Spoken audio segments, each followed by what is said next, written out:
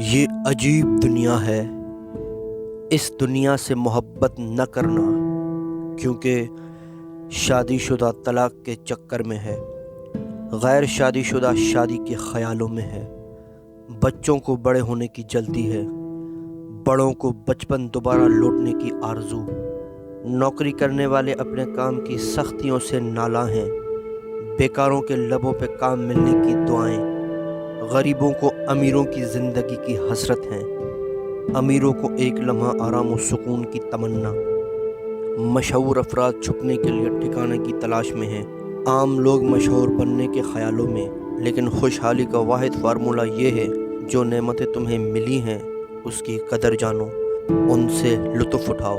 اللہ نے بھی قرآن میں واضح الفاظ میں بیان کیا ہے، نعمتوں کے شکر پر اضافہ کروں گا۔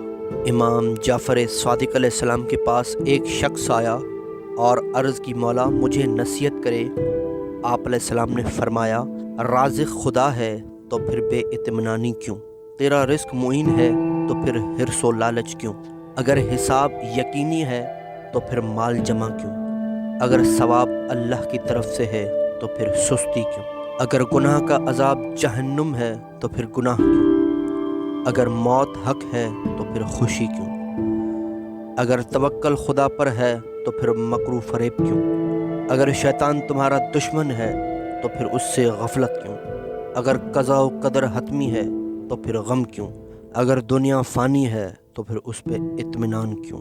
ایک بار ایک باپ نے اپنے بیٹے سے کہا کہ آپ پر لازم ہے کہ جس قدر گفتگو کرو گے، جو اپنی زبان پر جاری کرو گے، نماز عشاء کے بعد مجھے سارا کچھ بتا دینا۔ لڑکے نے باپ کے حکم کو قبول کرتے ہوئے اپنے گزرنے والے دن کی ساری کارروائی، گفتار و رفتار اور معاملات سب کچھ یاد رکھا اور مقررہ وقت پر اپنے والد کو ساری تفصیلات سنا دی۔ دوسرے دن باپ نے پھر سے اسے وہی حکم دیا تو لڑکے نے بسط احترام عرض کیا، بابا جان، اس کے علاوہ جو بھی کوئی مشکل سے مشکل کام ہو حکم فرما دے، آپ کے حکم کی تعمیل کی پوری کوشش کروں گا، لیکن کل جیسے آپ کے حکم کی تعمیل کی مجھ میں طاقت نہیں ہے، مجھے اس سے معاف رکھیں۔